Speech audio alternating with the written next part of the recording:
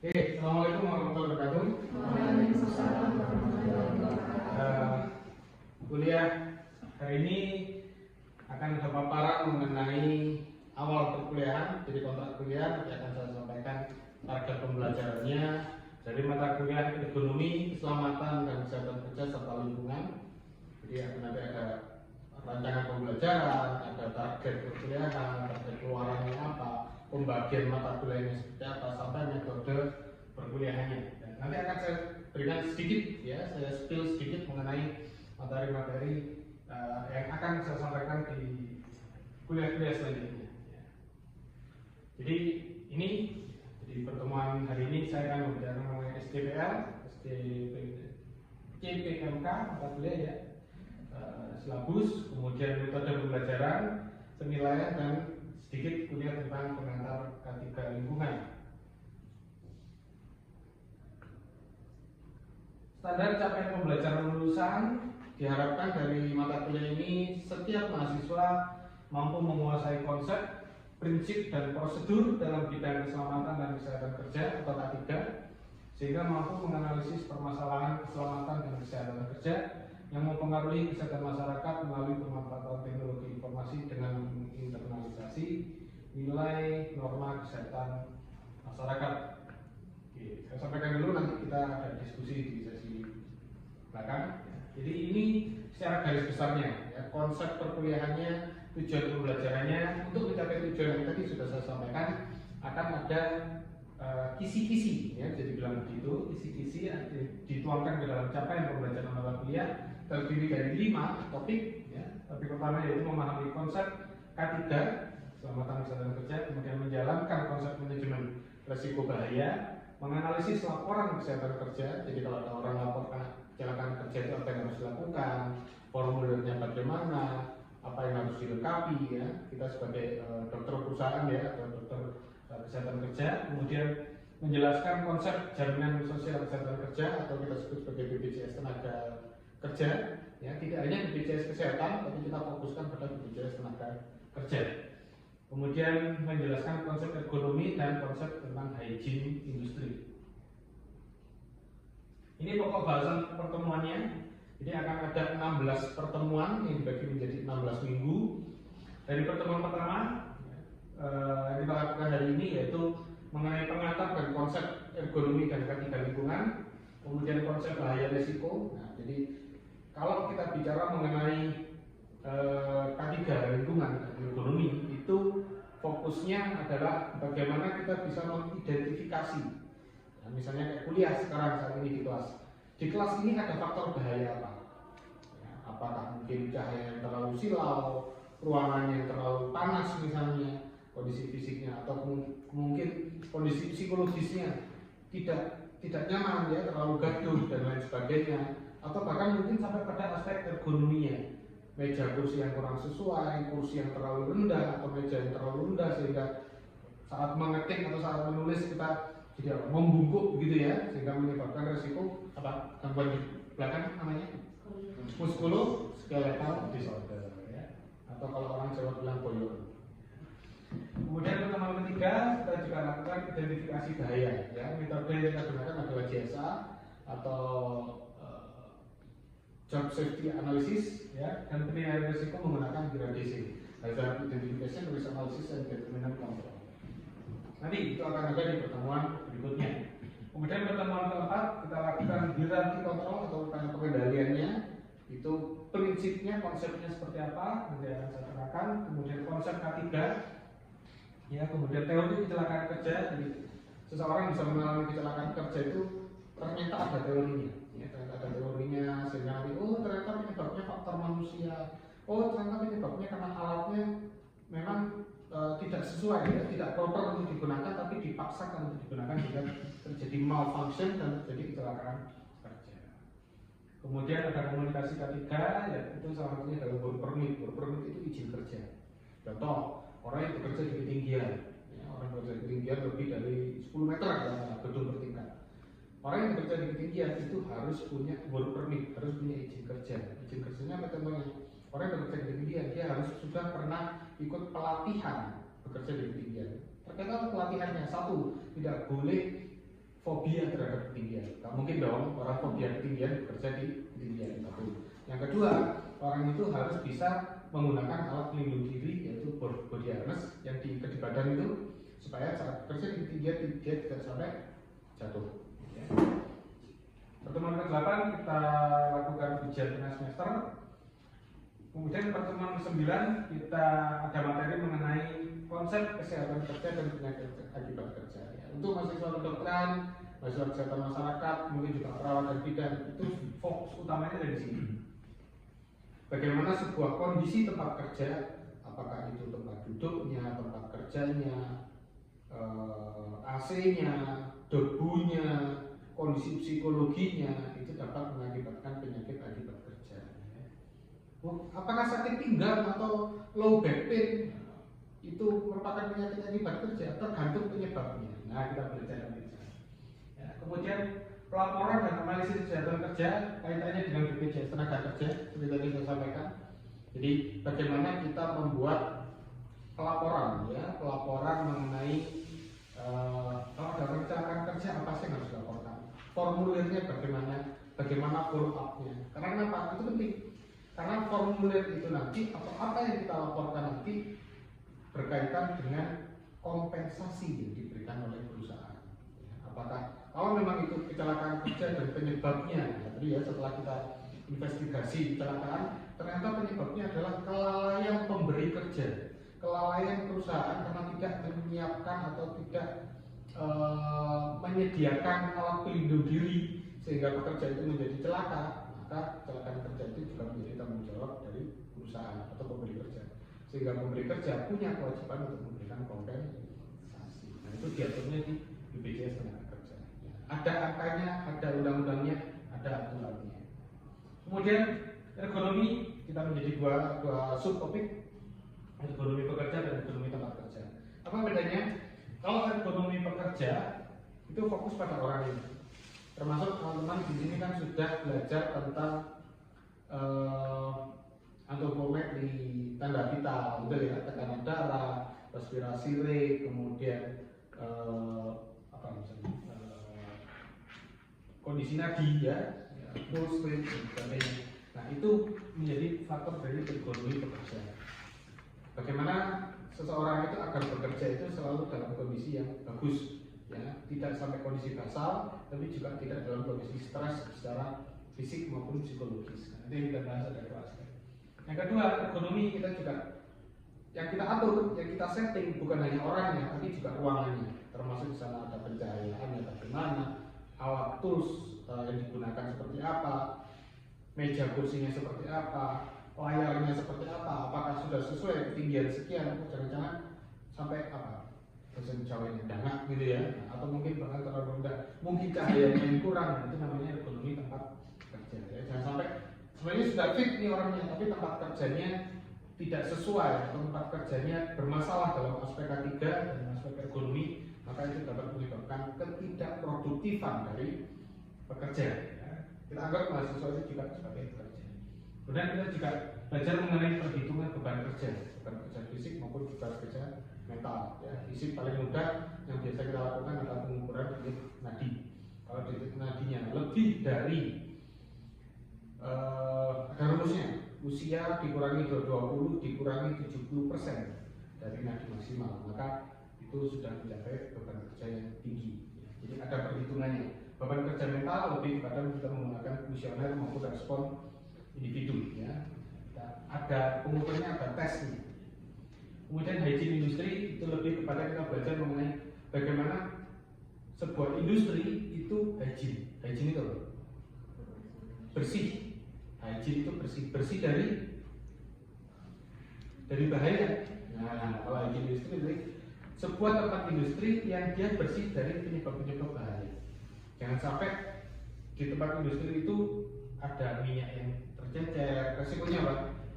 Kepleset, jatuh, jangan sampai ternyata ruangannya redup, remang-remang, risiko ketabrak atau terbentur sesuatu, ya gitu ya. Atau tempat kerjanya berisiko, misalnya di pinggir pantai tapi tanpa pengaman atau pinggir tebing.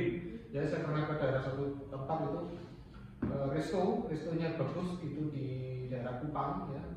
restonya di pinggir laut, tebing, kemudian bawah itu laut, dan pinggir itu ada penahannya itu hanya dibatasi dengan satu batang bambu. Nah, untungnya yang datang situ orang dewasa. Bayangin kalau yang datang situ adalah anak, ya, jadi berisiko untuk jatuh. Nah, sebenarnya itu adalah satu contoh ya. Kemudian kerja tenaga kerja dan pertemuan terakhir kita selesaikan dengan ujian akhir semester ini. Metode yang kita lakukan ada berbagai macam, ya. Bisa klasikal, kuliah seperti ini, bisa diskusi, ya. Setelah kuliah biasanya akan ada tanya jawab, diskusi, atau mungkin diskusi mandiri. Saya berikan masalah, kita studi kasus, ya, studi kasus. Saya berikan masalah, contoh masalah. Salah satu saya bilang kelebihan, ya, kelebihan dari mata kuliah K3, semua studi kasusnya tidak pernah kasus yang angan-angan. Ya, kalau teman-teman di sini pada saat mungkin tutorial dan sebagainya, kasusnya adalah si A usia 15 tahun mengalami ini, itu adalah kasus-kasus yang mungkin imajiner. Tapi untuk K3 semua kita akan kasus yang real. Kasus dari mana? Kita ambil dari media sosial, kita ambil dari berita. Ya, karena hampir setiap kali tidak seminggu sekali pasti terjadi kecelakaan kerja. Dan kasusnya tidak hanya di Indonesia, luar negeri pun juga banyak. Ya. Kemudian presentasi bisa jadi setelah hasil studi kasus kemudian dipresentasikan, ya, kemudian dijadikan bahan diskusi. Jadi ini simultan. Ya, metode-metode ini simultan, tidak berarti oh hari ini kuliah, minggu depan studi kasus no. Kita simultan menyesuaikan dengan konten kuliahnya, menyesuaikan dengan tujuan pembelajaran.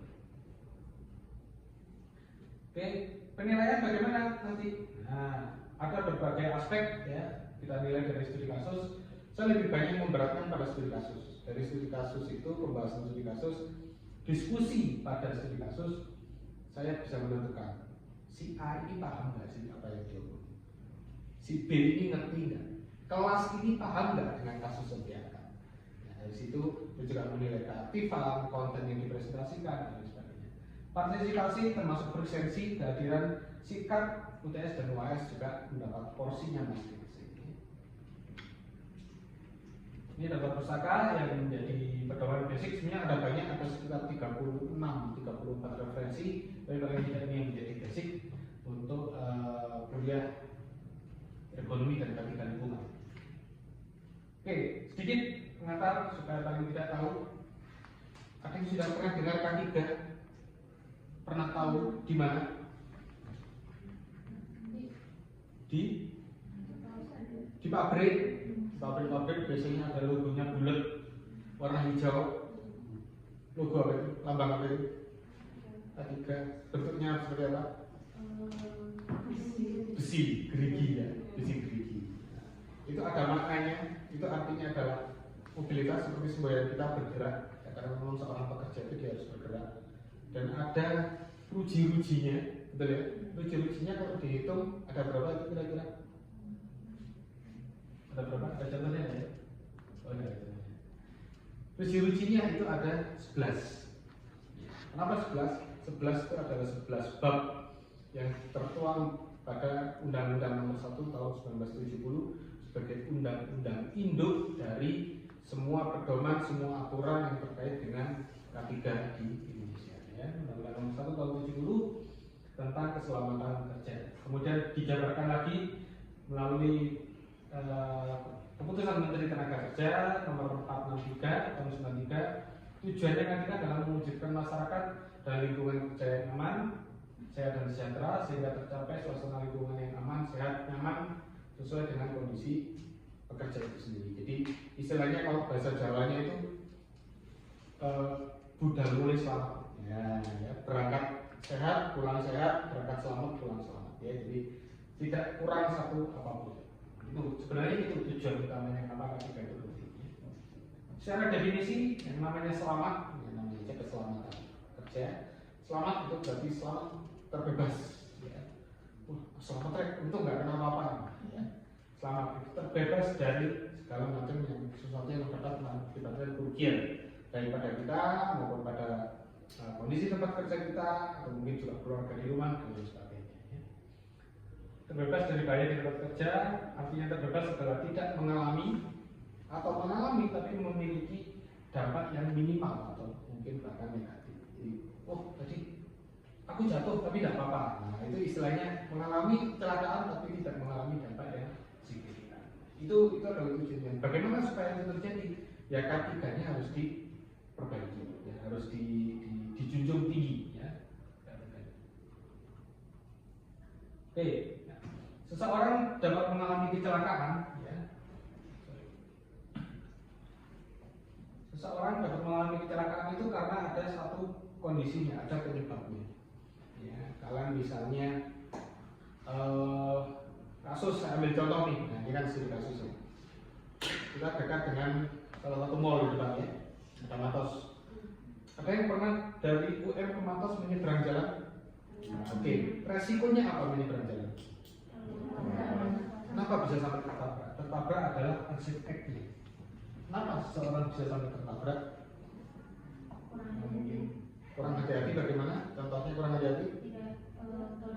Tidak oleh kanan, tidak oleh kiri, ya. Kondisi jalan kenceng, lari aja, atau mungkin dari aspek pengendaranya, ya. Mereka mungkin tidak melihat atau mungkin ngantuk, kita sebenarnya microslip dan lain sebagainya, tiba-tiba main antol aja. Itu sehingga kondisi-kondisi itulah. Kalau situasi berarti lingkungannya mungkin ada pasir, ya. Kalau ada pasir jangan sekali-sekali mungkin mendadak, karena roda itu bisa berhenti tapi motionnya kendaraan tetap bergerak. Ya. Satu keunikan kalau belajar K3 dari prodi apapun, kedokteran, puskesmas, perawatan bidanan, harus siap belajar semua multidisiplin ilmu. Karena kalau kita mau konsen ke K3, kamu akan belajar fisika, biologi, kimia, bahkan sampai hukum dan legal itu dipelajari, ya. Daya, sebuah benda bergerak ke arah sana dengan kecepatan sekian, berapa daya dorong? Meskipun sudah direm. Kenapa ada istilahnya, apa istilahnya? Kalau hujan terus, ada genangan air, kemudian kendaraan tetap bergerak, apa istilahnya? Ada yang pernah dengar? Aquaplaning. Ya, aquaplaning. Ya, hati-hati aquaplaning, hati-hati microslip. Nah, udah microslip, aquaplaning lagi hujan terus, udah direm tapi kendaraan tetap jalan. Kenapa seperti itu? Karena tidak adanya kontak antara roda dan jalan, tapi dibatasi dengan air. Nah, air itu sifatnya mobile, bebas. Ya. Kenapa kalau dia tidak bergerak? Karena ada daya dorong yang sebelumnya sudah dilakukan. Itu resiko tinggi. Nah, itu adalah satu situasi dan kondisi situasi itu dari lingkungannya, airnya, kondisi dari kendaraannya maupun dari drivernya. Kemudian terjadilah kontak kecelakaan. Kalau sampai terjadi kecelakaan kita sebut sebagai accident. Kalau sampai nyaris, kalau bahasa Jawanya meh gitu ya, nyaris aja, nggak sampai kena, tidak sampai terjadi kontak, itu namanya near miss, ya, atau nyaris celaka. Tapi kalau sampai terjadi kontak kita sebut sebagai accident. Ya, kalau terjadi kontak bisa tiga resikonya. Satu, tidak terjadi apa-apa, tidak muncul kerugian apa-apa, kita sebut sebagai minor injury.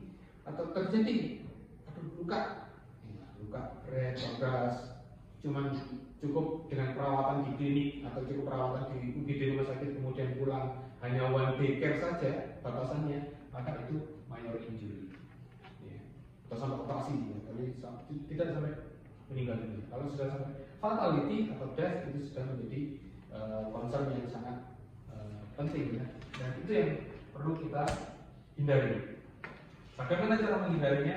Nanti di perjalanan mempelajari ilmu K3 kalian akan sangat akrab, sangat familiar dan akan sering disebut dengan yang namanya hazard hierarchy of control atau hazard control. Hierarchy of hazard control ini adalah satu leveling, ya, tingkatan-tingkatan pengendalian bahaya. Mulai dari yang paling atas ini adalah upaya pengendalian paling efektif. Tadi nyebrang jalan ditabrak sepeda motor, betul ya? Supaya aman tidak sampai ditabrak sepeda motor, apa yang dilakukan? Sebelum itu? Sebelum itu? Ya jangan nyebrang. Eliminasi. Basically remove the hazard. Jangan nyebrang. Tunggu, benar-benar sepi. Nah, atau disubstitusi. Wow.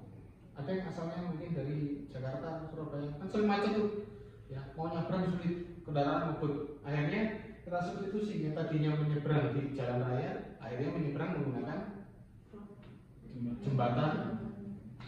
Mungkin di Surabaya ada jembatan, tapi sudah pakai lift, bahaya, tidak ada dengan replace ya, digantikan. Atau dengan engineering control, dengan teknologi, ya, dengan teknologi, pencet tet ya, itu merupakan contoh engineering control. Kalau dulu di Jalan Bandung sebelum ada bel kereta itu, setiap orang yang menyeberang akan disediakan batang besi yang ada tanda stopnya. Ya, tapi kemudian semakin kesini semakin hilang. Ya mungkin juga bisnis. Ya. Itu salah satu contoh engineering control. Kemudian administratif control itu apa? Sesuatu yang berhubungan dengan administrasi, berhubungan dengan peningkatan SDM. Tadi ada pelatihan tentang tolak-tolak. Tolak-tolak aja kok pakai pelatihan? Jangan salah. Buktinya masih banyak orang yang menyeberang tapi tanpa tolak, tanpa tengok kanan kiri. Siapa contohnya? Yang gitu biasanya ngobrol keluar aja. Anak kecil, karena itu perlu yang namanya pembelajaran kepada anak-anak mengenai keselamatan dalam keselamatan di jalan raya, ya. Termasuk jalan, kalau jalan di jalan raya itu harus di pinggir, harus di trotoar. Kalau mau nyebrang jalan ya harus tolak-tolak dulu. Kalau menyeberang jalan malam hari tidak boleh menggunakan pakaian berwarna hitam. Kenapa? Nggak kelihatan. Jadi harus menggunakan warna yang ini bukan berarti harus bawa lampu yang gede ya. Pokoknya terang. Dan harus di tempat yang sesuai. Jangan menyeberang di tempat belokan, ya, atau corner atau yang kita terbatas pandangan itu jangan. Berbelokan berguna. Terakhir kita menggunakan alat pelindung diri atau alat proteksi atau APD tersebut. Personal Protective Equipment (PPE). Tapi APD itu kan gampang ya. Apa contohnya APD? Masker, apalagi contohnya alat pelindung diri, glove, apalagi Google glove, apalagi helm misalnya. Kalian sering lihat di proyek depan helm kuning, helm proyek. Tapi dia paling tidak efektif. Kenapa itu? Kenapa orang pakai Google helm saya mereknya KYT, wow, mereknya mahal-mahal. Apakah dia bisa menghindari kecelakaan? Tahu MotoGP? Tahu ya. Motornya mahal nggak? Helmnya mahal nggak? Apakah ada nggak atlet MotoGP yang meninggal karena kecelakaan? Ada. Padahal motornya sudah mahal, helmnya sudah keren. Kenapa kira-kira mereka masih kecelakaan?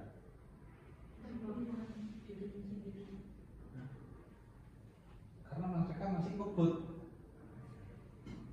Katakanlah mereka pakai helm murah, helm bawaannya pabrik, ya. Motornya biasa aja, nggak ngebut. Apakah mungkin mereka kecelakaan? Kemungkinannya kecil. Meskipun APD-nya bagus, ya, meskipun alat pelindungnya bagus, tapi kalau dia tetap melakukan unsafe action, suatu perilaku yang tidak selamat, yang membahayakan, maka dia tetap berisiko mengalami kecelakaan, ya, dan dampak-dampak negatif. Ya, mungkin itu yang dapat saya sampaikan. Sampai jumpa di perkuliahan berikutnya. Semoga memberikan manfaat. Dan jika nanti ada pertanyaan bisa kita diskusikan pada sesi berikutnya. Terima kasih. Assalamualaikum warahmatullahi wabarakatuh.